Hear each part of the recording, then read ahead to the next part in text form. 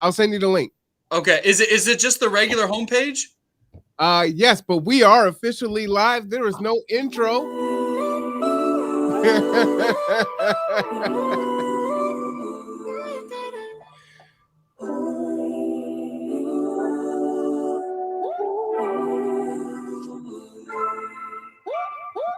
I am Marwan Cameron, and this is the Conduit. All right, y'all, it is 3:01 on a Monday. You know what time it is. You see who's here. We're having a start today. It's a Monday. You know what I'm saying? So, when it's a Monday, it's going to be good, but you're going to have to ride the wave. So we're riding the wave today, and that's what we're doing. I don't even have to bring our good folks up because you can already see them. So, Matt, Lori, how y'all doing today? Good. Doing real good. Thanks for having me, Marwan. And sorry, I messed up the intro there with logistics. I apologize. No, that was my fault. It's like, oh man, it's almost 3:01. So there's, folks, behind the scenes, there's so much to talk about, and everything is, up to the minute, up to the second. We want to make sure we give you as much as we can, and at the same time, we're all so very busy. So trying to come together and make sure that we give you what you need. We try to take a few seconds right before showtime to talk about things. So it happens, but it's all in love and all for the benefit of you. So, uh, just hang in there with us. We'll all just smile and do our thing for sure. Matt, I'm going to let you go first because I think Lori, when she does her updates, really is going to encapsulate really kind of our discussion today. Yeah, for sure. Yeah. Well, thanks again for having me on, and excited to move forward. So, our first update. So we're still looking for one more RAP navigator. We had one, and then she just couldn't. Some personal stuff came up, so she unfortunately couldn't accept the job. So really bummed about that. But it's okay. Totally understand. People got to put their family first. And definitely understandable. So that means we're hiring. So Carl and I'll be hiring one more person. So we got a few people apply, doing interviews this and next week, but wanted to put that out there. If you're interested right now, we can still get you in for interviews. And so definitely reach out if you're at all interested in working with the program and helping out your community and working for Carla. So Carla would be the direct supervisor for this position. So just wanted to announce that. I have a little bit of update. I know, Marwan, we talked about paying arrears. So this is definitely something that it's coming soon, but we will be able to pay folks that have already left and pay off their back debt and eviction. And Marwan had some great feedback as far as also making sure that the landlord has to follow through on some obligations. And so that's what we're working on right now. So we have Sam from Northwest Justice doing the first draft. And what this means is that if you've already moved out of a place, we can help. You don't have to, depending on your circumstance. But if you have months left on your assistance and you would like to use that to pay off a past landlord, we can do that. But what we want is to ensure that the landlord is removing that from collections, that you don't have an eviction on your record, and that the landlord can't give you a bad recommendation going forward. That was Marwan's input, so shout out to Marwan for that one. So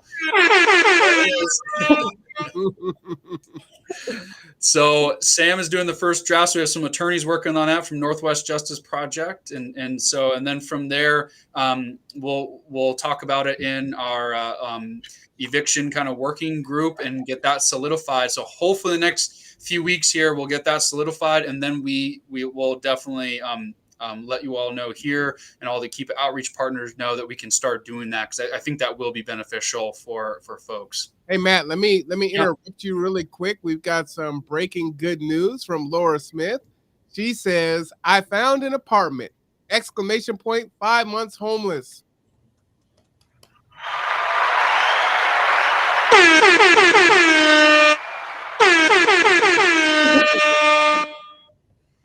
Congratulations, Laura.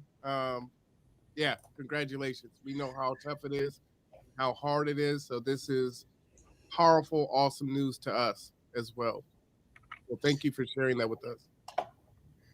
Yeah, thank you for sharing. I agree with that 100%. And I think right now, given the challenges that housing is, I mean, it's almost like a birthday or a graduation if you find Yeah. housing. Like, I mean, you should throw a party because it is so hard. And especially, being unhoused, being homeless for she said 5 months. Is that what she said, Marwan?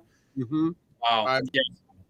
Congratulations and thank you for sharing. That is folks do not understand how difficult that is, and you can only understand if you've gone through it. We only know from walking alongside folks, but congratulations and thank you for sharing. That is awesome, and what an achievement for sure.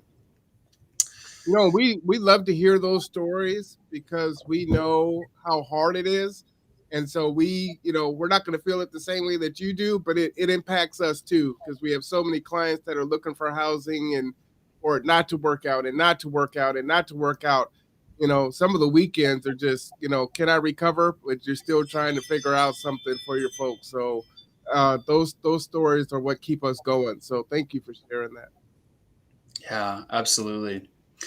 Yeah, yeah. So I was just finishing. Yeah, our big update. So we're working on paying arrears. That is coming, and hopefully soon I'll have more details, and I can share with you the contract that the landlord is going to have to sign. But we want it to have a little bit of teeth, right? If we're going to pay this landlord something, the landlord has to agree, really not to hurt the tenant going forward, and that's the big deal, right?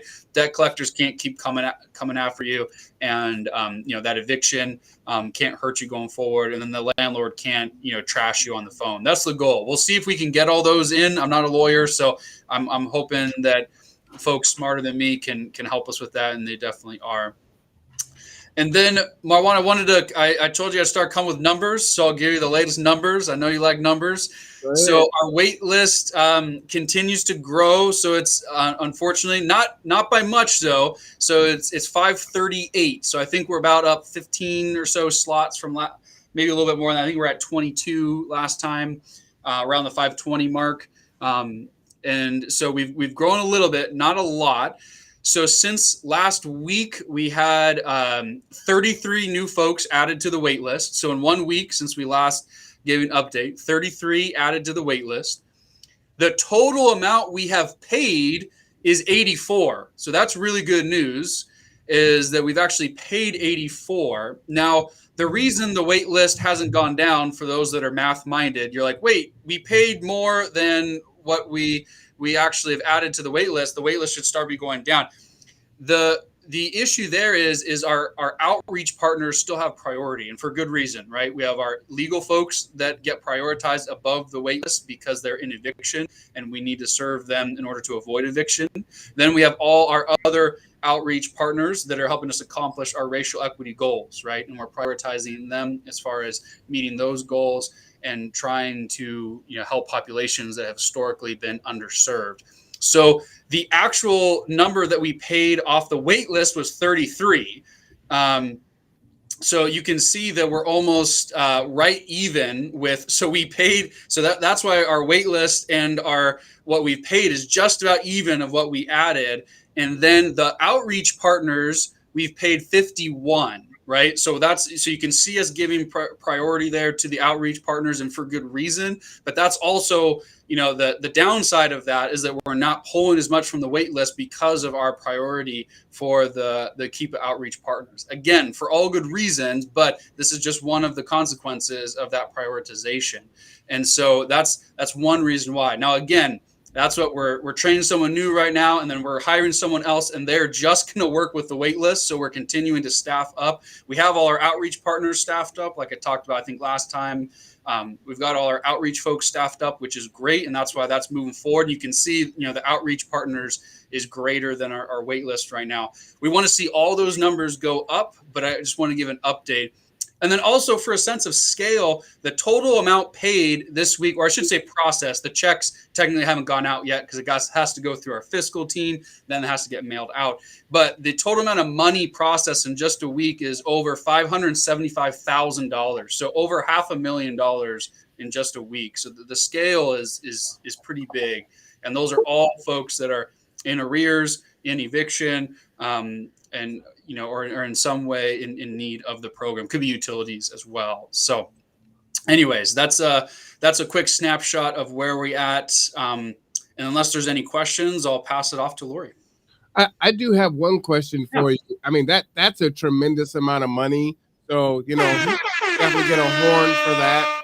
And so it's important again to note that, yes, there's this wait list and the wait list is growing and there's folks that are coming in, but there's movement. That it's a $500,000. It's a $500,000. That's almost 600 grand in a week. How much funds do you have? I mean, I know it's not an infinite amount. So, I mean, wow. Yeah, so it's right now. Our estimate it's a little complicated because we have multiple sources coming in. So it's, I believe right now, just the KCR. This is not total. Maybe I'll talk in Kitsap terms. And roughly overall with Kitsap, that's with Bremerton Housing Authority, Housing Kitsap, Coffee Oasis. So it's I think it's a little over 13 million right now. Now the reason we're not too stressed out about running out of money is because there's more money that's coming in, right? The second, the American Rescue Plan, right? So we're still running off money from the coronavirus relief fund, right? Some people call it Trump's money or Biden's money, right? Because so we're still running off the money, right? That Trump, so the whole Biden plan hasn't even hit us yet. So that's going to probably be equivalent to what we have now. So I would say another 13, 14-ish million. And there might be some other small pockets that come in. So yes, this is a tremendous amount of money, and it's good. We are scaling up even from prior weeks, and again, when at the end of the month, probably, well, I know we'll have a little bit of Christmas break, but in January, Marwan will do the monthly numbers again, so we can compare those to November, and hopefully we should really see some of our investments starting to pay off. But right now, no, it's still we're not worried about running out of money in the short term. We're probably not going to be worried about that till about halfway through, at least over June, just on our current pace. Now, if that changes, we can talk. And we'll try to let the public know, as soon as we can, if we really think, hey, next month or so, we're really anticipating being out of funds, but we're not anticipating being out of funds until at least after June of 2022. So that way, if people come in now, yeah, we are for sure. As long as you qualify, if you don't qualify for the program, we can't help you. But as long as you qualify, you will get served. It's just a matter of when. So we can say that very comfortably right now.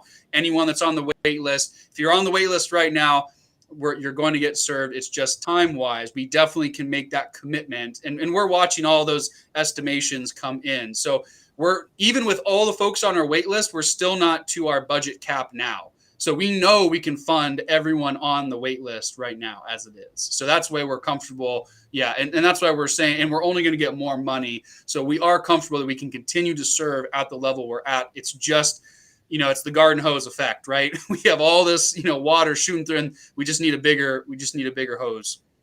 So now how does that work, Matt? Do you use all the money, all the Trump money first, and then next year when the Biden money comes in, then you use that? Or is there a cutoff date where, hey, if you didn't use it, you lose it, and then you got to transition to Biden's money? Like, do you know how that works? Yeah, there is a cutoff date. Right now, it's looking like our current, it's technically called TRAP 1.0. But yeah, like you said, colloquially known as Trump money, but essentially the coronavirus relief fund. So that money we've looked like extended through September. And yes, if you don't use it, you lose it. But all our projections right now, we should be good to spend that all down well before that. And then I know we'll at least have all of 2022 to spend the Biden's money or the American Rescue Plan. But again, if we can continue at this pace, we're looking like we'll be okay there. That we won't. Right now, as long as we continue on pace, we shouldn't have to return any funds. But we just got to continue the pace. Yeah. Good question, Marwan.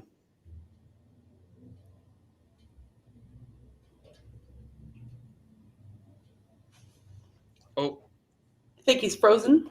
yeah. Sorry, I can't. I think Marwan might have froze for a second. Can you still hear me, Lori? I can. Okay. I can.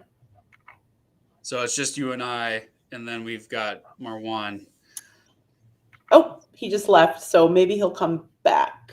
And if he Hopefully doesn't he'll come come back, back in. yeah. Well, do you have any questions, Lori? Actually, I do. Yeah. For rental application fees, if somebody was to go to KCR, where would you direct them? For rental application fees? Correct.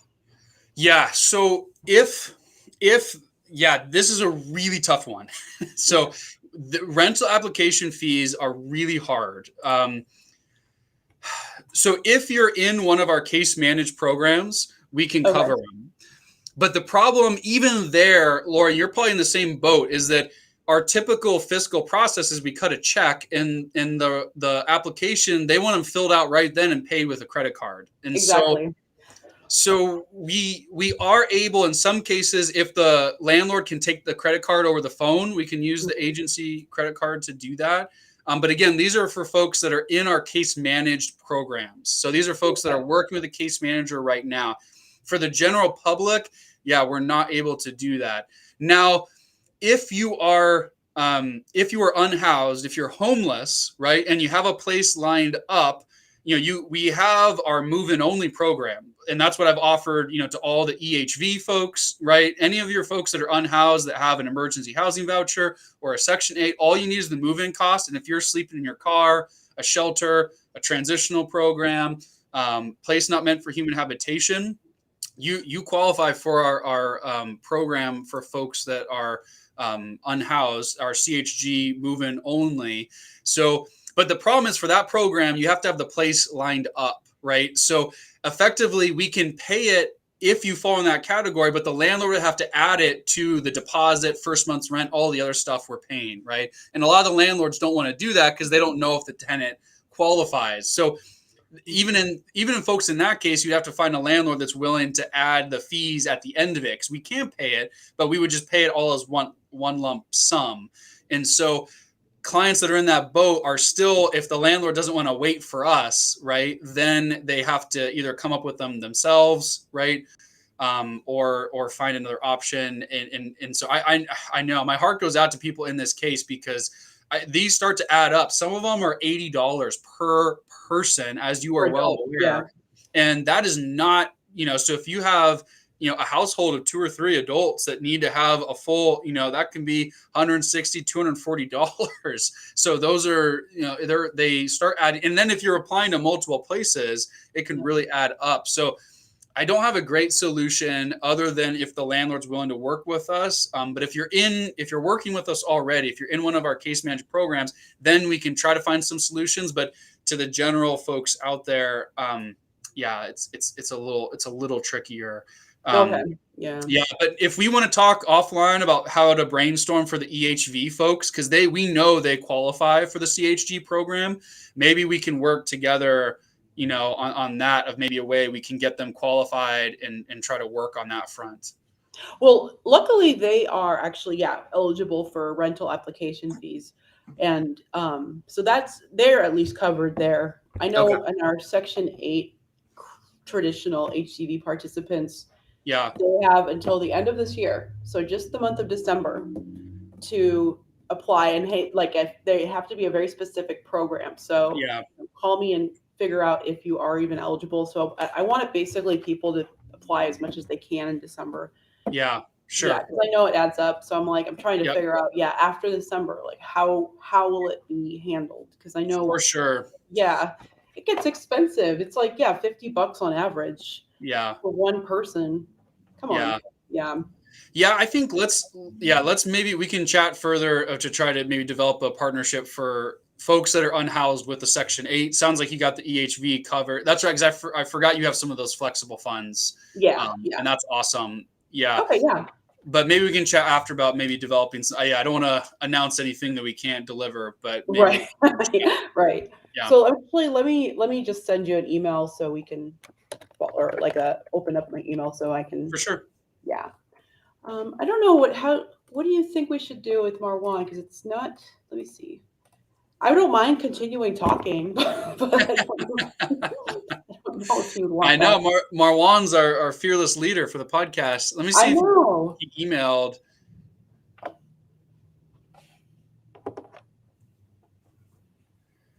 I don't see email. I know. I think a few times ago, there was an issue with Wi-Fi, and then he was able to get back on pretty quickly. So that's why I was hoping that maybe he'll be able to get back on here pretty quickly. Let me try. Let me try to call him real quick and see if he answers that way. Sounds good.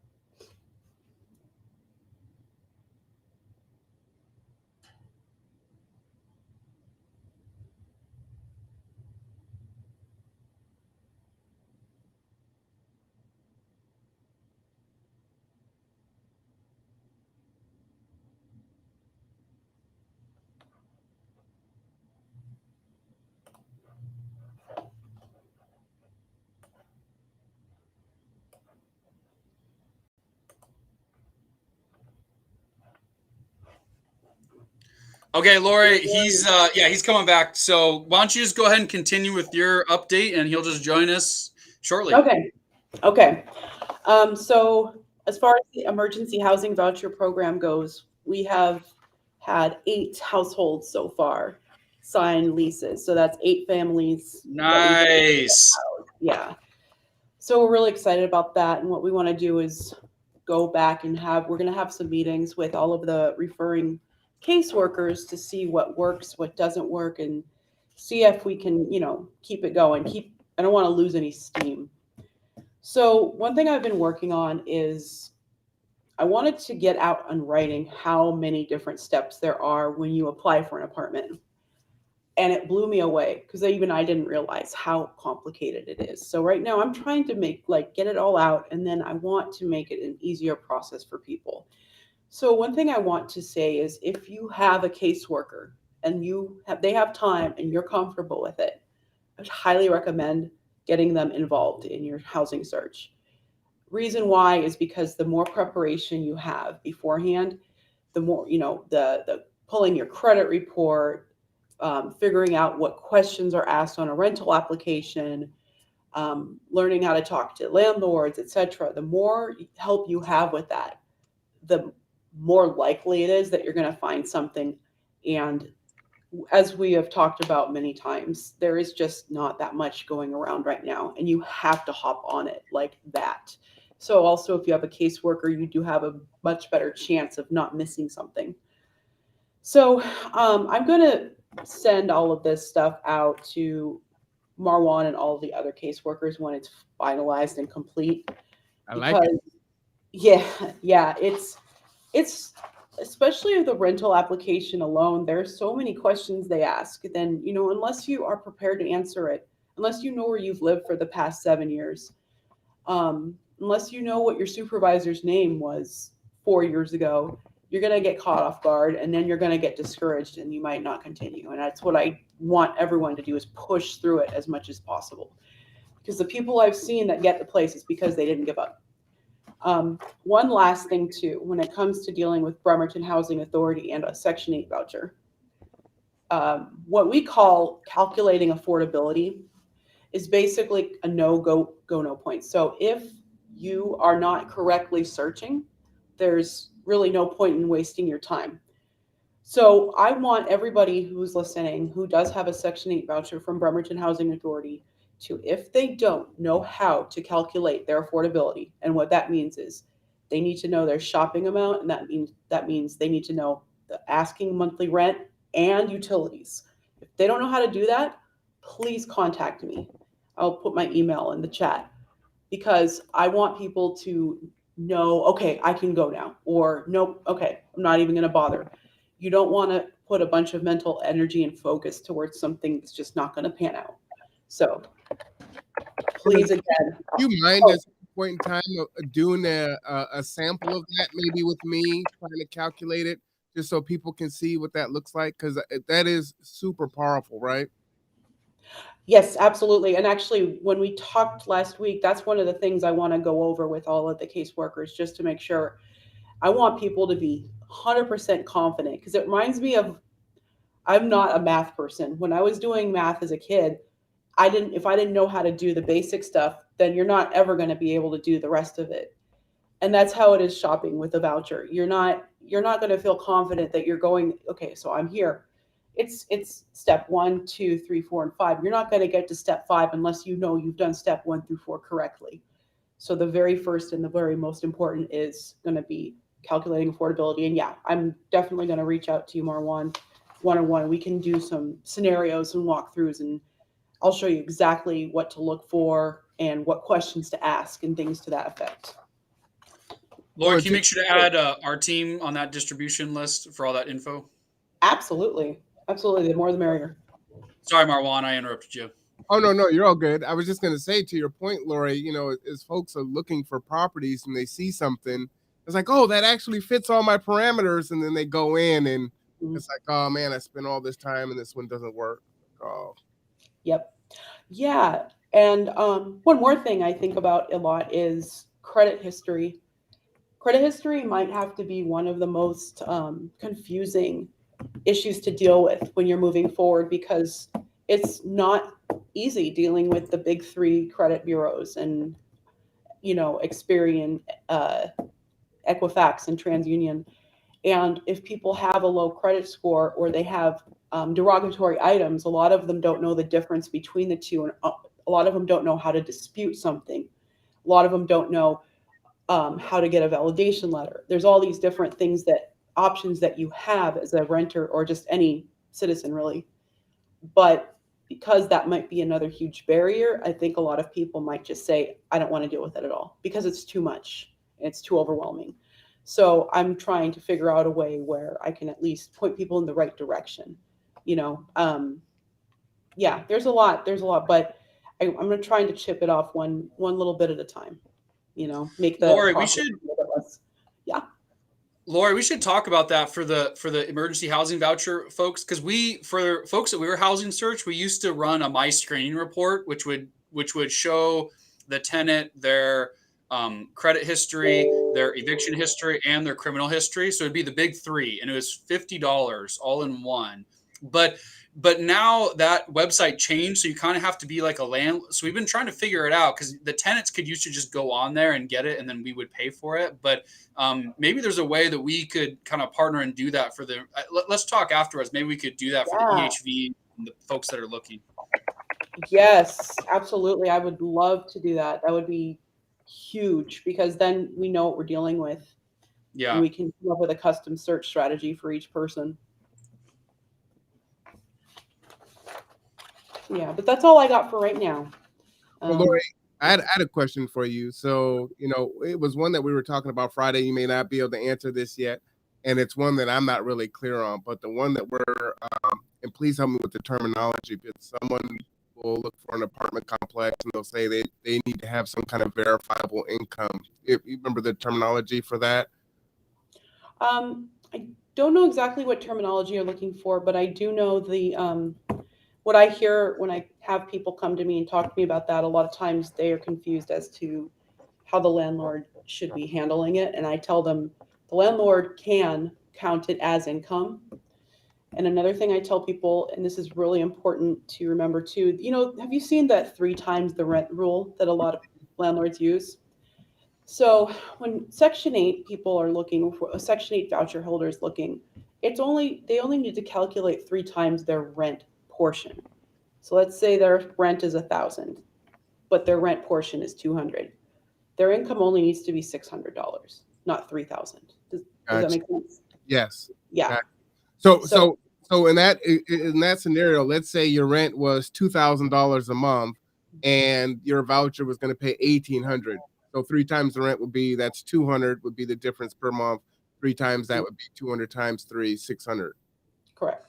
That's correct. Yep. And do they let you know that? So when you're going in, if your voucher covers the whole thing, then that's moot, right? Correct.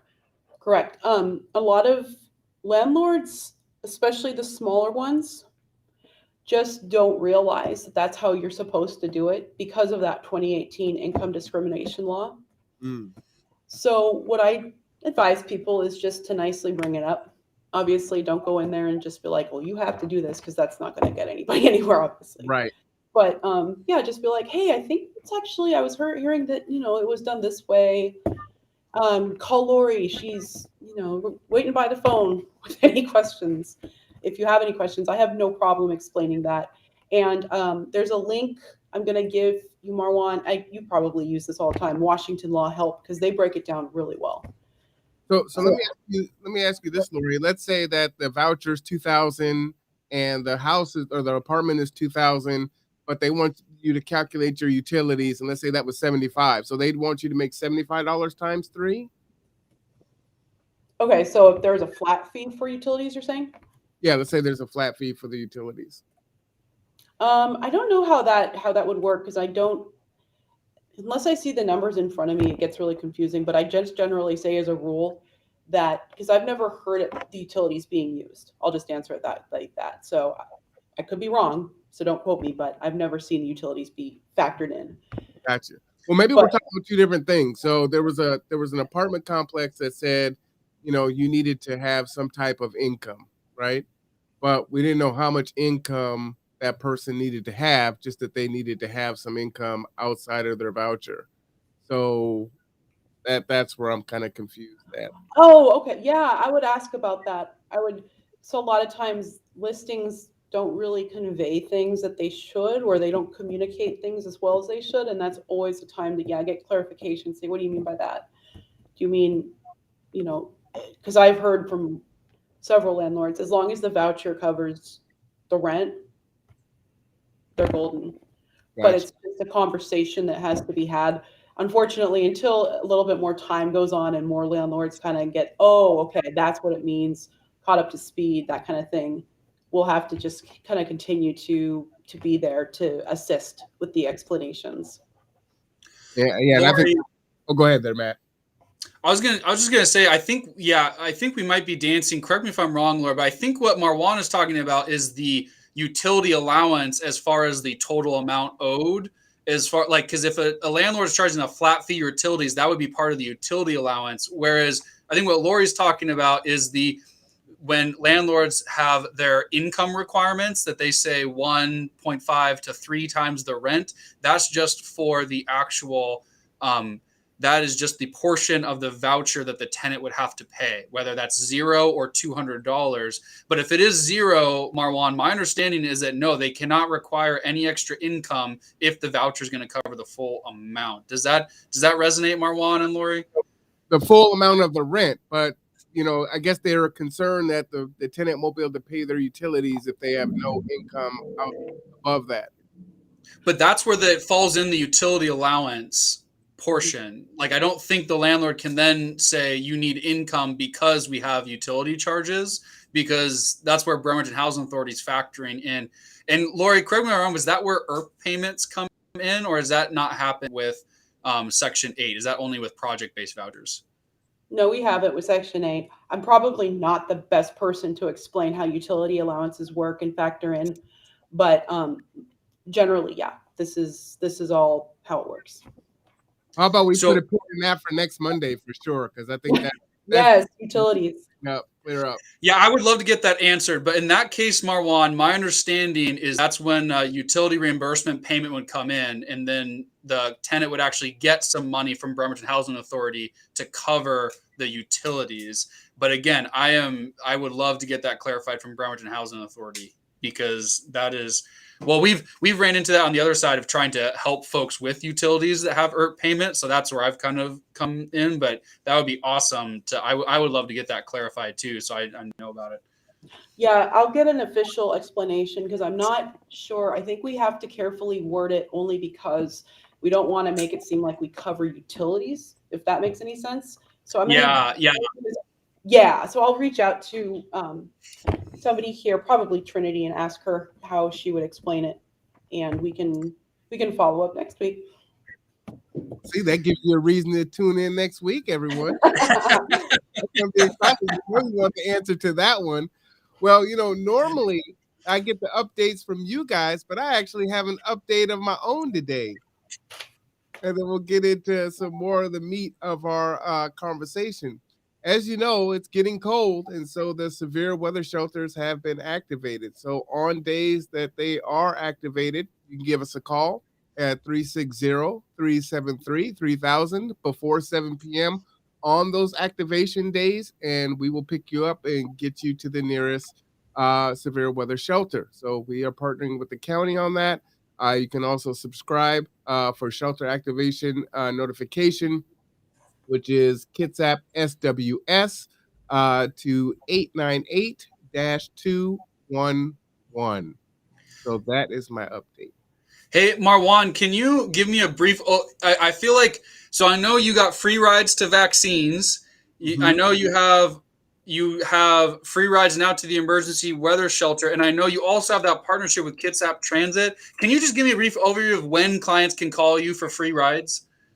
So right now, if you are trying to get vaccinated for you or your kids, you can give us a call and we'll get you vaccinated. The great thing about that is if you do it at a Walmart or a Safeway and you want to do some shopping, you get a free ride out of it. Even if you have transportation, you're like, you know what? I don't feel like driving. I'll just go and maybe even get some holiday shopping in, take advantage of it. It's great. You got to hang out for 15 minutes after just to make sure you don't have any, ill effects from the vaccine.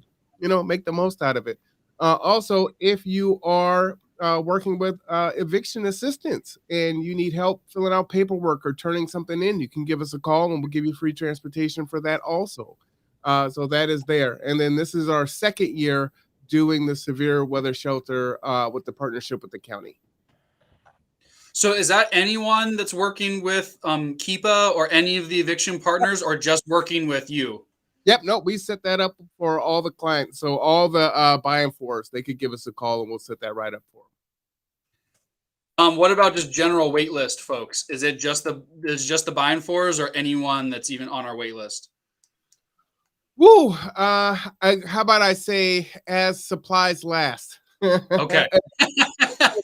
That's a big wait list. It's like, oh man. I love that. I love that answer, Marvel. As supplies last. That is a great answer. I love it. And is it all the same number, the 360-373-3000? Yep, that's our main number, and someone in our office will take down the information and schedule.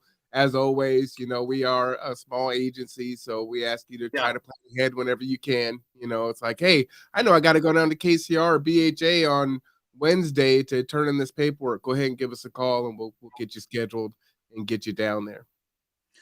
And then how does the Kitsap Transit partnership work? How do people get signed up for that? So with Kitsap Transit, basically the partnership with Kitsap Transit is we have a one of their van pool vans. And so if you are calling for transportation under those guidelines, if a driver to pilot that van is available, it may be in one of those vans. Also, Kitsap Transit will call us if Para Transit or Access Services, that person isn't qualified for either one of those. And sometimes you'll see that it's a 21-day application process for paratransit, I believe. And so sometimes in that 21-day period, that gap, they need transportation call, and we'll make sure that we try to accommodate. That's awesome. So you said you sub in for Para, and what was the other one? Access Services. Access. Okay. That's right. So if either one of those if they don't qualify for either, or if they're in that waiting period, then we can try to fill in the gap there. That pretty good? What about if you're just like, if you're unhoused and trying to move into a place? Do you have funds for that? We don't have any funds for that at this point in time. We're always seeking, more funds, and we're always seeking volunteers. So if you want to come and drive and help people to get around, even if you wanted to do a 2-hour shift, we provide the transportation, the vehicle, and our insurance extends around you. So we do have a few drivers. Shout out to Dawn Michelle. She's one of our drivers, and she actually uses her own van and our insurance wraps around her while she's operating, for G2. That's so cool. Well, thank you, Marwan. That's such an amazing service. Thank you so much. I appreciate it. Yeah, it's one of the biggest gaps here in the county, and it's one that we try to fill as much as we can. Oh, it's such a big gap. Oh my gosh. Yeah, it's huge. And just while we're on it, we are about a third of a price of an Uber or a cab. So if you are paying for it, it's quite a bit cheaper. If you just need to run in, you know that the cab fare and the Uber fare keeps running. If you're just running in for 10 minutes or so, we're not going to tack that on, right? So Mm, give us a call. awesome. So that is the cold winter emergency shelters. It is getting cold, as you can see, but I wanted to make sure that that information got out because the activation email came out last week, and then all of a sudden it was activated on the 4th. So it's just like that. But we are in that season now, and you know, no one should be outdoors. Period. Mm-mm. Period. So let me go ahead and add this in here, Lori. While I'm pulling this together, we were talking beforehand about how difficult it truly is to get housing. Matt leads off now with stats and talks about there's so many people on the wait list with more people coming. You're talking about your vouchers. Jill was on last week talking about King County, 1,000 vouchers with only about 10 being executed because there's no availability of units. And you were saying that we need to get a little bit more serious in how we kind of articulate the need. So if you would just kind of tee that up while I get this stuff ready in the background. Yeah, definitely. Um, so this isn't meant to cause any anxiety, and I know that that sometimes is easier said than done. But if you are lucky enough to have a voucher and find a place, I would say it's highly suggested to take it, even if it's not your dream place. So it might not be in the location you want. It might not be as big as you want. It might not meet a lot of the or check a lot of the boxes that you're looking for. But in this market right now, I've never seen it like this. We've talked about this a lot. I know, Matt, you've said the same. And Marwan, obviously, you've also noticed that is that we have, in our lifetimes, have probably never seen it this bad. So if you do, like I said, if you're lucky enough to find a place, even if it's not your first pick, take it because at least you keep your voucher and you at least you have a roof over your head. It's I wish it was easier, and I guess it's changed a lot in the past 10, 15 years. It used to be a lot easier to find a place. Now it's not so much. So um, don't risk it. Don't risk it. Don't say, well, there might be something better down the road. There might not be. So just please know that it is it's a once in a lifetime opportunity for some people, and yeah, please just don't waste it or risk it. And to that end, I mean, we literally just went through that experience on Friday. We got an email from Lori saying, hey, there were a couple units open. And how many? What was it? Was it 20 minutes, Lori, when those units were gone? And another email came out and said, "Up, they're gone." Yeah, yeah, yeah. And I would say the numbers. I when I send out affordable listings, I don't just send out whatever's on the market. There's stuff that is just not affordable at all, right? A one bedroom for $2,500 is not going to be ever affordable. So I send out what I can roughly calculate to say, okay, this would be affordable, most likely. People need to, follow up on that. I send out maybe, I don't know, 5 3 bedrooms a week, um, even less 2 bedrooms, even less 1 bedroom. And then you have to realize you're competing with people that work in Seattle that have a lot of, white collar professionals. And then you have to realize also the military, 75% of them live in private housing. So when you look at all those numbers, and it is astounding to see how little affordable housing there is out there. So when I talk to people and they're like, well, I might want it. No, no, don't do it. Don't risk it. You can always hunker down and look for a place that you'd rather have later on down the line, but at least you'll have your voucher. You just don't want to lose that, because you can't get it back, and then you have to go all over, start from square one. Yeah. And right now, how long are these vouchers for, Lori? I know it depends on the voucher, but typically.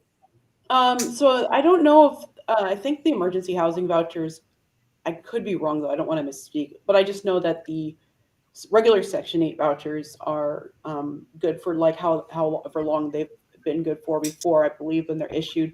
Then they can request an extension. We're having a record number of people request extensions because I want to be more clear and communicate better about this when they are issued their voucher. I'm thinking I need to start, basically coming in there and being like, you need to start now. You can't put this off. Don't even wait 2 weeks, because then 2 weeks turns into a month, and a month turns into 2 months, and here we go. But before you know it, you're panicking and you're calling us and you're saying, I need an extension. I need an extension. There's all these things that you can do before you even get started calling around. Gathering your credit report, gathering your rental history, all of that stuff. Like what we were talking about, Matt, and I'm very interested in looking at how that would work. Finding out exactly how to calculate your affordability, treating it like finding a job.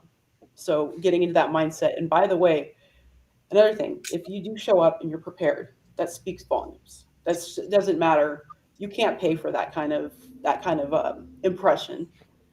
So yeah, but getting back to it, it's just something that I wish it was easier. I wish there'd be more options for people, but there's not. When I was searching in 2019, I did the same thing. I said, found it, mine. I'm not going to keep looking. I'm not going to test my luck. Matt, it was so crazy on Friday. So Lori sends me the email, right? So I sent it out to a few of my clients. And luckily, one of my clients hadn't had a chance to see my email before I had to pull it back and say it was gone. Because, it's like, oh, okay, there's something.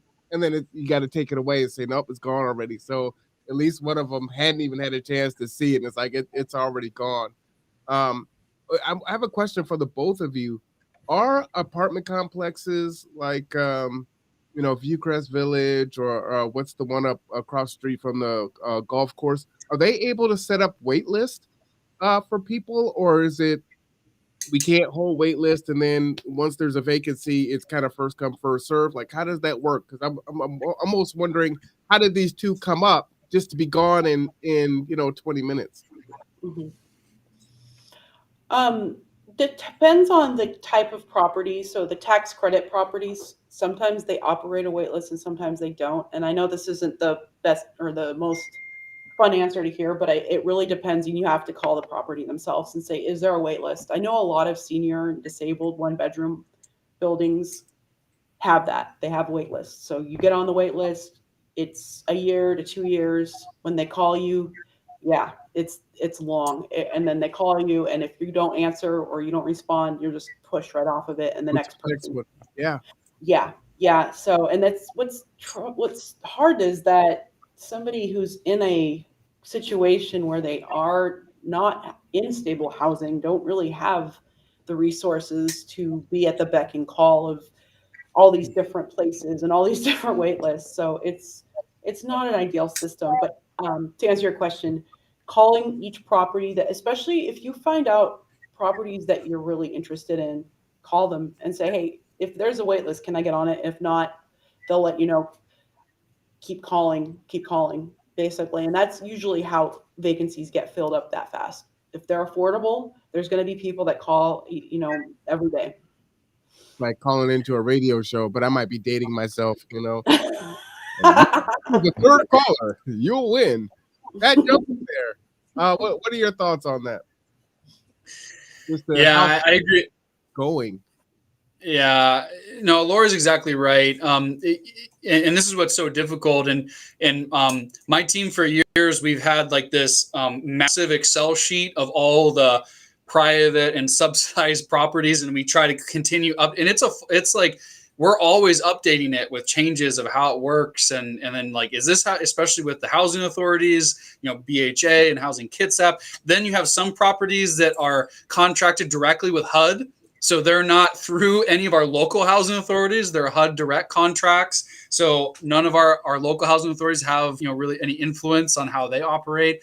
Then you have the whole tax credit, right, piece where it's not really true subsidized housing. It's just a little more affordable, and then the developer gets a break on the taxes. So it's a whole piece. Laura's right. All the subsidized units, right? And when we say subsidized, those are the unit itself has money attached to it to help pay the ongoing rent. Typically it's around, you pay 30% of your income, and those all have wait lists, which year to 2 years at least. The tax credits can do a wait list, but again, they typically have to have some type of fair housing, like advertising and like plan. And I think first come, first serve falls under that. And so a lot of them just do that because it's easier. But obviously right now in this market, it's not the fairest system at all, because you're prioritizing folks that are, have technology and can, basically be more nimble as far as using that technology. So it's definitely not the fairest of systems. So I think it's a whole process, and that we deal with that too. A lot of our unhoused clients that we're case managing, we try to let BHA know and Housing Kitsap, if they come on a wait list, let us know too, right? So that we can help them, because so many folks get passed because they either don't have the same address, right? And then as soon as they can't contact them, they get off the wait list, and it's a heartbreaking process as if you actually had a unit lined up. So we're dealing with multiple issues, and BHA and Housing Kitsap, if they can at all find someone, they'll get them back on the wait list. But it is it's a big issue, and I think the only way to for sure know how to do it is kind of what we're saying is to call and let folks know. We through Housing Solutions Center, anyone that asks, we have like a list that we try to somewhat update a month, every other month. I know Lori's doing something similar with the phone line. And so, but again, it's not, stuff is going so fast. If you're 10 minutes, right? If something a month ago, it's just an idea of a starting point. And that's just because those are pretty laborious to make. And some of that comes from that master sheet I was telling you with. So we try to get some of this information public, but it's a real challenge. Yeah, it literally was that fast on Friday. And it was like, wow, that is, it's something to experience that, especially when you're trying to help folks. That was crushing. I did want to share something to kind of add to our conversation here. So this is a map here. This is 2020, right? This is 2-bedroom rental housing wages.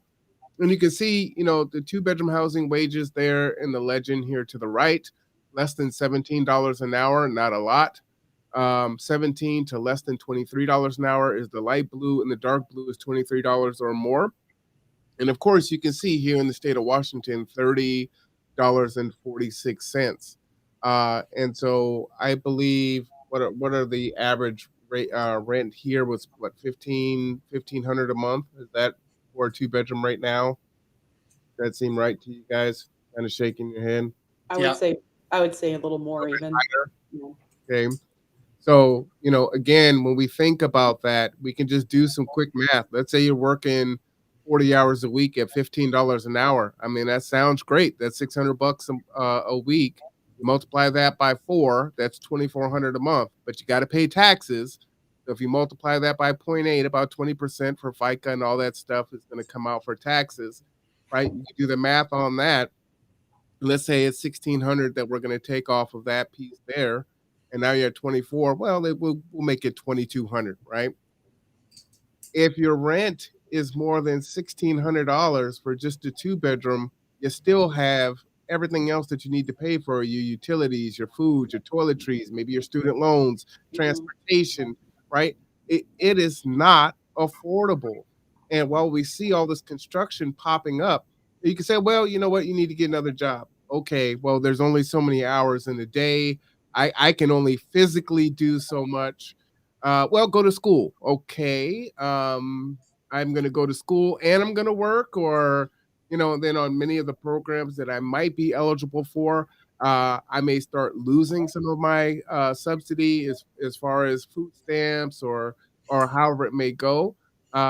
because there's this part where it starts cutting off, and I've done a podcast on that about a month ago that talked about just kind of getting caught in that middle area where all of a sudden you're not working, you're eligible for all these resources. You begin to work, okay, sounds good, and then you hit this point, and then they start decreasing your food stamps. They just start decreasing this, but you still have this gap. I know quite a few homeowners that cannot make ends meet. They're barely paying their mortgage, and they're food insecure.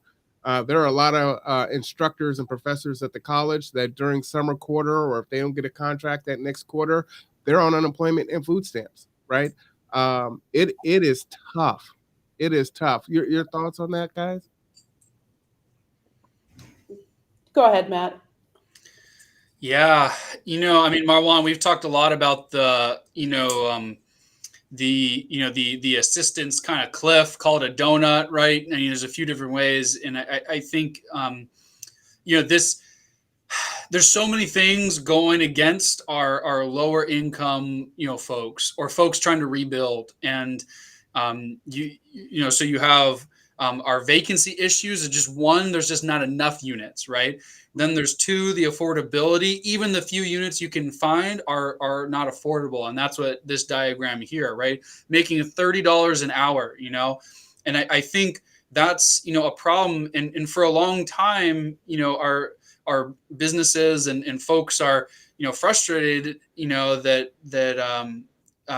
what's going on with the market, because there's help wanted signs. But I think what a lot of folks are really frustrated is that they haven't seen real wage increases in years, right? There's a lot of studies on the lack of wage increases, and this is why I think this is the proof's in the pudding. Is people have to work multiple huge amounts of hours, right? I think in that article you linked, something like 97 hours a week on minimum wage in most states, right? To actually afford what is a 2-bedroom rental, and it's not sustainable. And so I think you have a lot going, so you have folks that even if they do work, can't afford. And then if they do work, then the few benefits that they had, right, keeping them afloat, childcare, food, then they go away. So then you get to this point where you work yourself into an overall net worth pay cut, right? So you worked yourself up into a situation where all of a sudden one day you just ticked over that hour, and now you lost $600, $700, $800 a month, right? And are having to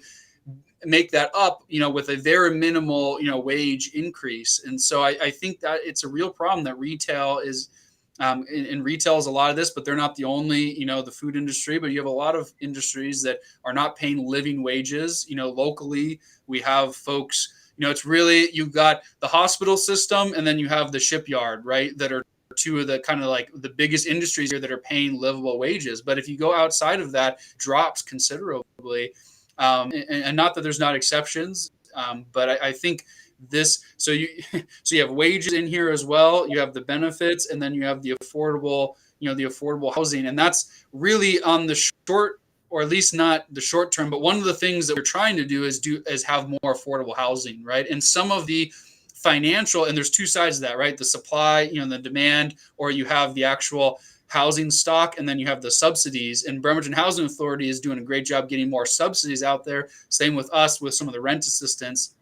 But we're running into, there's funds now, right? So but it's the supply issue. And I think, so I did want to mention, this is actually where our legislators, and it's really easy to be apathetic and because stuff doesn't get done. But one thing I want to point to, I'm going to link it right now, Marwan, but there's another 0.1% sales tax that is being considered by the commissioner. There's a public hearing. And I think this is that, showing support for is a big deal. Our current 0.1% sales tax, something like $8 million a year for the county for mental health and use relating to housing and therapeutic. KCR, we get some money from that. That's $300,000 to $400,000 a year in rent assistance. And also it funds our high barrier program, which is 30 clients a year that have tremendous challenges, and we manage them. So that's what this stuff can do. And there's another one going to potentially, they're estimating $5 million. That's the estimate but potentially bringing in, a sizable chunk of money every year that we can start building locally. We don't have to wait for the Fed, don't have to wait for Commerce, the state, and just start building affordable housing locally. So that's something to and know that we can actually affect and change some of this. And this is one tool to raise some funds. And a lot of these events, they draw a lot of folks that are against it, right? Even though there's a lot of folks that are for it. So coming to these events and showing support, even if it's just on a Zoom call and saying I support this, that's a big deal. So same thing with the Build Back Better federal. Jill was talking about that last. I think Jill said that would include some money for the housing authority, right away, among other to help build affordable housing. And so I think that's the supply that is so tough. It's so tough to build. Building is really, really hard. KCR has done a small amount of it. The housing authority, but it's very, very difficult, and it's very expensive. But it's so useful to have a housing authority or a nonprofit, someone with a mission to keep you housed instead of a private landlord, right? Who there to make money. So it's I think of tremendous value and something to really tune into as far as how our legislators can actually affect GetSAP. What I think is tough too, Matt, is some things are going to have to happen. Not only at the state level but also at the national level. I know that we incentivize our builders or developers to come in and build here. I've got a very torn mind on that, and maybe I don't know all the pieces and the factors, but when you get a tax break because you built so many affordable units, and it's like, hey, we're going to build 20% are going to be affordable. And it's like, okay, well, I built 5 units. You know how much 20% is? 1 unit. It's like, that's not a lot of affordable housing. So, we're 100 units and 20% is affordable. 20 is, and it's actually not really affordable. It's affordable in the numbers that they're coming up with, but it's not affordable for the real people that need to live in them. So, those things have to be changed legislatively. And that's another reason for regular folk to get into this process, because that's the only way that I think it's going to change is people getting involved and, like you said, showing up and speaking out. And demanding the change and saying that this isn't acceptable. And it's tough because what you have is right now, well, you're lazy. You don't want to go back to work. Well, as you said, in that scenario, if I'm going to lose $800, it doesn't make any sense. So you tell the wealthy people all the time, hey, don't be in love with your business, claim bankruptcy. You can just, reset and keep on going or try over. That was one of Trump's, big things that a lot of people loved about him is that he would never stop. And it's like, oh yeah, this is a failed business. I'm just going to apply for bankruptcy and I'll just go and do this. And I just keep on going and I never ever really quite lose. And they walk away from it and it's okay. And the rich get subsidized all the time, but then, the poor get hammered for it. And then you're supposed to pull yourself up from your bootstraps and say, oh, well, you're being lazy. You're not motivated. You're not this, you're not that. And it's like, clearly you're not, either you're being intellectually dishonest or you really don't know how the system works. I'm wondering if perhaps when we can go offline and talk about coming up with action plans for the public, because I think you and we're all in agreement. And I feel like a lot of times we sit here and we're like, it's so bad, but now what can we do? So maybe giving citizens a tool, say, hey, start here, let your thoughts be known here. Because when you organize, it's something. You can do something, you know what I mean? And so it's always an option for all of us to have a talk and say, hey, what kind of a toolkit could we give people that we work with? Absolutely. The other thing I wanted to do is to add context, and this was the link that I sent to Matt earlier today, and Lori didn't get a chance to see this, but to Jill. But this is a map from usafacts.org, and we like .orgs, right? And being more reputable than .coms. And you can see here, this is 2021. Okay, let me just scroll up here. 5 states This is an article here. 5 states have no minimum wage laws, while 2 states have minimum wage below federal levels. Just to show you here, I wouldn't want to live in Wyoming. 5.15 an hour, like in 2021, Georgia, like how? Uh, I mean, how? But here in Washington, 13.69 per hour. So, during the pandemic, you could see, oh, there's a hiring bonus of $500, or, oh, McDonald's just going to straight pay $15 an hour. That's great. But I just showed you the math on that. And many people are making minimum wage or maybe a dollar or two greater than that. Housing is not affordable based on that. And so this is important because this is here. This is us. This is Washington, right? 13.69 is minimum wage in 2021. And I did the math on $15 an hour. So, what do we expect for people to do? And this is why we're seeing so much homelessness in Port Orchard, in Silverdale, in Bremerton, in Bainbridge, in Paulsville, right? We're seeing it everywhere and it's continuing to grow. And what's sad is it's something that we don't want to see and we don't want to deal with. And I'm saying that generalistically, right? Not like you individually, but we push our homeless, population into the woods, or they're at the Salvation Army or they're at the rescue mission. We get them out of downtown because it's blight, it's property value and this and that. So we don't see it. And as that number continues to grow and people go from being housing secure to having to downsize, put things in storage, go and move in with a friend or with their parents or couch surf, and they're starting to slide, that number grows, but we still don't see it yet. And then you see more cars in Walmart parking lot, and more RVs in different places, and you kind of look at it, but you don't pay attention to it because life's busy and it's not really in your face, And then all of a sudden, it's like, where are all these homeless people come from, and why is there such an issue? And this is where these issues come from. Wages are not keeping up, as Matt was talking about before, not even close. And this is why you're seeing, what is it, the great laydown, I think they're talking about, is like, some folks are like, why am I doing this for this? Like, this isn't even enough for me to survive. So what's the point? I mean, this is tragic. And when we have to do something about it, and we're doing the best that we can, us partnering together more intentionally, coming together, KCR, BHA, G2, and others that come and try to do the work, the county, and doing things that haven't been done before in this county before. And it is not enough, right? We're behind the 8 ball, and we're doing the very best that we can, and we're fighting an uphill battle. I just wanted to get your thoughts and comments on that, kind of just, comparing or just thinking about these two maps here. Matt?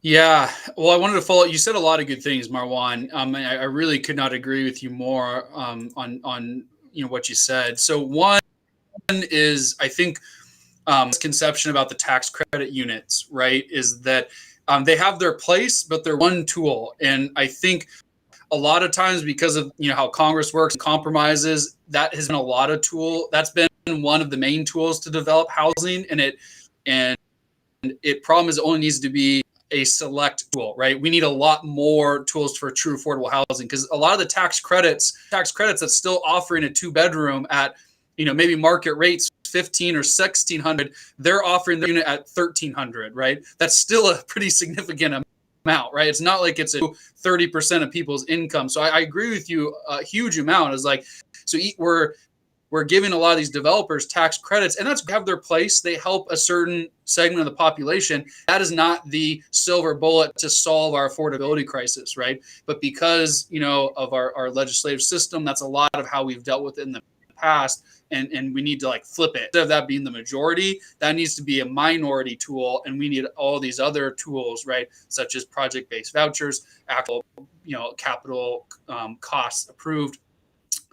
The second thing I wanted to say is, as far as Laura of action plan. So I put the link in for our local one to show up for the 1/10 hearing, which takes place December 13th. So this December 13th. So they're having their I think there's a business meeting and you can go listen to that. And then they're encouraging public testimony. So ensuring that you're in support of that would be huge. And then the next one that Marwan just pulled up is the Housing Alliance, and they do huge amounts of advocacy and if you really want to get in, and sometimes it can just be signing up to testify about your experience to legislators. We hear all the time from them of that the stuff that gets through to legislators the most is personal stories. So don't feel like you have to be smart, that you have to know about policy. The thing that we've heard that really gets the needle moving is just telling your story about how hard it was, and anyone can do that. And your voice, everyone's voice is powerful, but there's no, this isn't just for people that read a bunch of news or stuff like that. This is for everybody, and this is a way to help. So, Laura, I love what you're saying about action plans. Here's just two kind of simple ones. And I could not say enough good things about the Housing Alliance. They're the ones that initially advocated for the legislator to even approve local municipalities, such as counties, to actually raise a 0.1% tax. So there's a lot of work that's being done by them. And then the third thing I want to follow up on is, like you said, Marwan, a lot of misconception about homelessness, and a lot of people, there's mental illness or substance use are the causes, and that's actually not true. They're correlation. But Marwan, you're a professor, right? Causation is not correlation is not causation, and vice versa, right? And so a lot of times, yes, there are folks that deal with those issues and they correlate, but there's really none of those social issues that people think that cause homelessness, right? There's a lot of folks in housing. There's a lot of wealthy folks that use substances but are not, unhoused. The real driver of homelessness is affordable housing, is the average room rate. That's what drives homelessness. That is the actual cause and effect. And here in Washington, we saw a huge spike in homelessness when the average room for rent went above the average Social Security amount, about $790. So when it went above, when the average room rental went above $800, that's when you saw a lot more people becoming unhoused. So are all those things issues? Absolutely. But the real driver of homelessness is affordable housing. There's been a lot of research on that. But thank you, Marlon, for pulling up my links. I appreciate that. Yeah, no, absolutely. And, we do want to empower people, and it's so bad. You can feel just so disenfranchised and like, oh, there's just nothing that you can do. And it's like, yeah, there is something. Lori, jump in there with your thoughts on that second map there, and building off of what Matt was saying. I think that, minimum wage is not a livable wage. I have a lot of thoughts, but I would like to pick those up next week or later if possible, because this could be another hour and a half. If that is so I 100% agree with both of you, and especially Matt, you hit the nail on the head. It's poverty's a downward spiral. Once you get into that ugly trap. I'll just add this one person I was helping, like, I'll never forget the look on her face, because she said to me, she's like, I never thought I'd end up here. And people, I want people who are in comfortable positions to care, because that's what it's going to take. If we want everyone, know that this could be you. You're just a few paychecks away from this too. So, it's like all hands on deck. But I definitely would. I think that my instinct is to say, okay, now we know the problem. How can we combat it?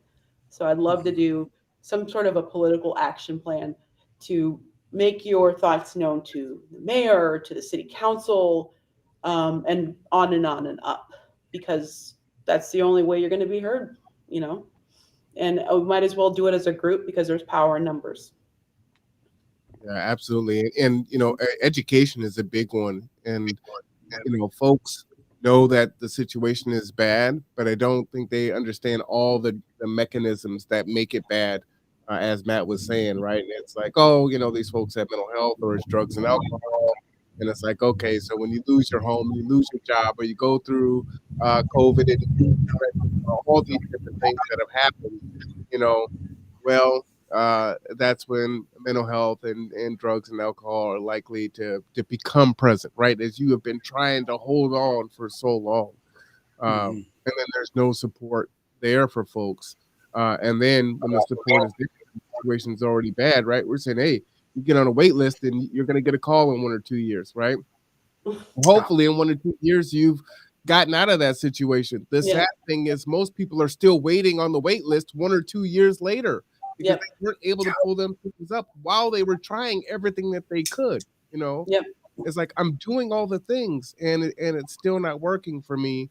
And it causes issues with relationships, with children, and families. This is such a huge issue that we do need to solve. So I think you're absolutely right, Lori. I think that would be a really powerful exercise to do and see if we can't rally some other folks that want to come in and kind of have that conversation and talk about it. Funny thing, when this podcast first started, it was during Black History Month of this year. And I would just ask people 10 questions. Like the first one was, what does Black history mean to you?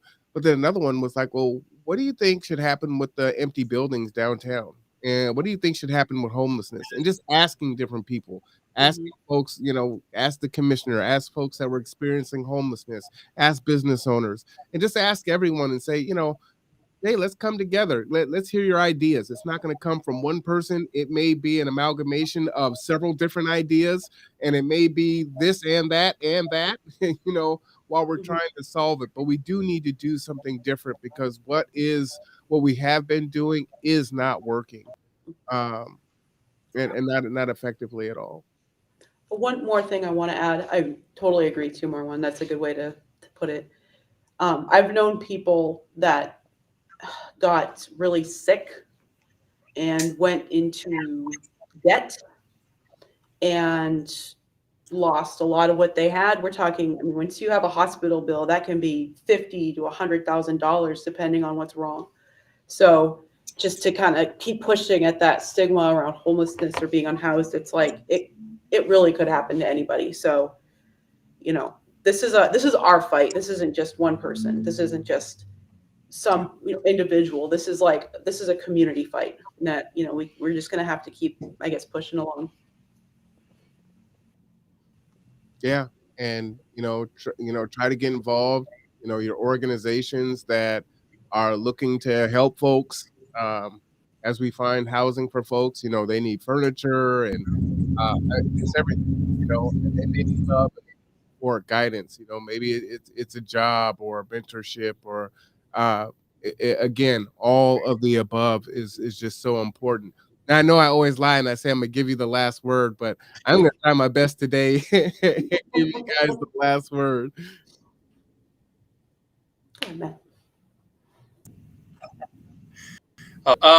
No, again, just really appreciative, very humbled to always be on, Marwan, and thank you for doing such good work at connecting all of us. I really, really, really appreciate that. I'll just say, Marwan, I might amend.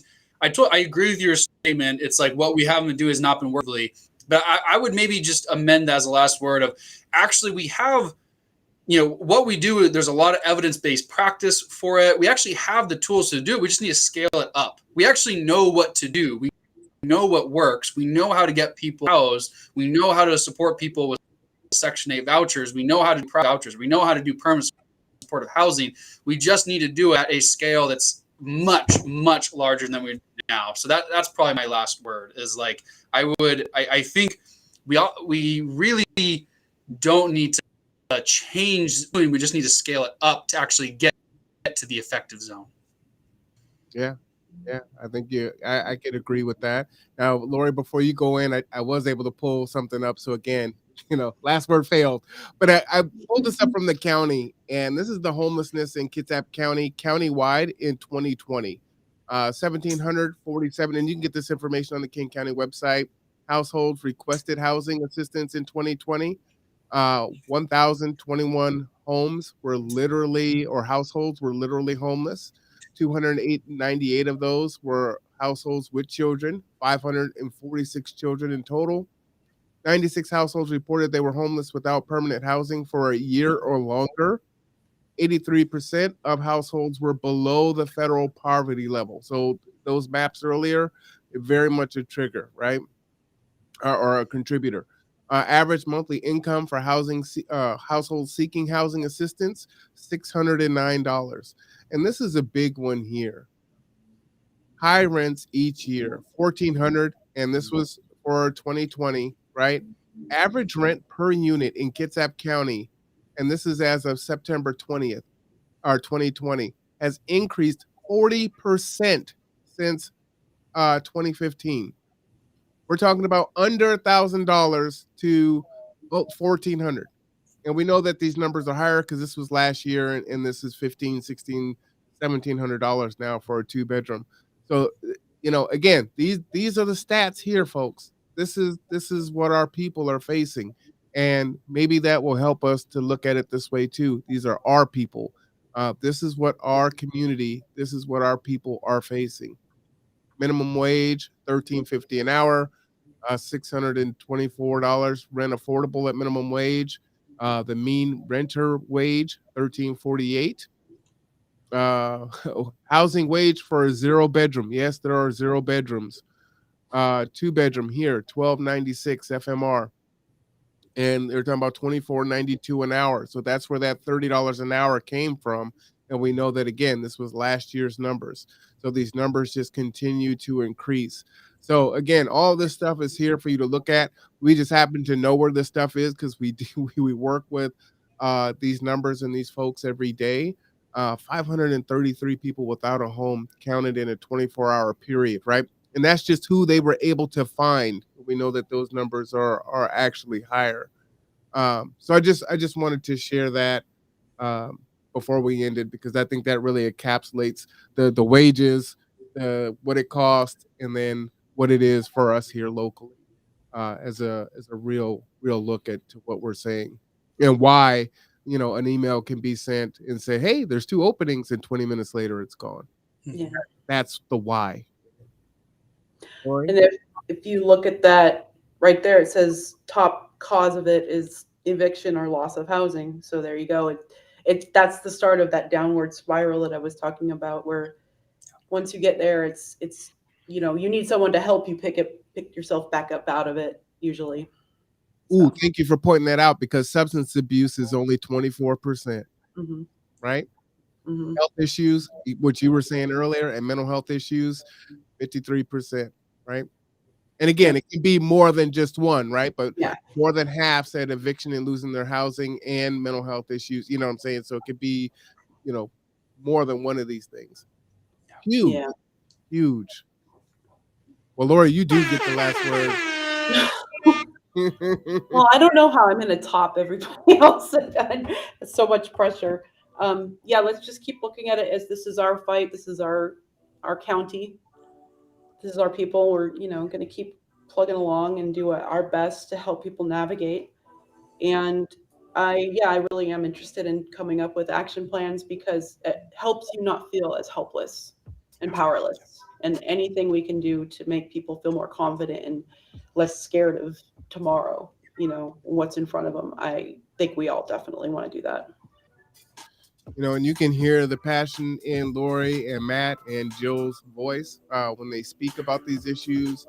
So you know that the folks in the agencies do care. We do care. We're doing what we can. And this is what we're fighting against. And, while you are, looking for a place for you and your family, we are looking for a place for you and the families. And so we're taking those things 1,000 times over, but in a different way, because we actually are housed, right? And you're trying to find housing. So it's a different feeling. But, it's like death by 1,000 cuts. So we're here every week to do the work, rain or shine. We appreciate you for sure. We'll definitely be back next Monday, and we're going to have some answers next Monday, so that's awesome. I don't know if we can announce it now, Matt, but we've got a great thing happening in January if everything gets approved, so that's awesome, and I appreciate you for putting that together and continuing this forward. So just super awesome. So with that, please have a good week. Give us a call if you need us. We've got our phone number, 360-373-3000. For Lori, for Matt, I am Marwan. This is The Conduit. Until next time.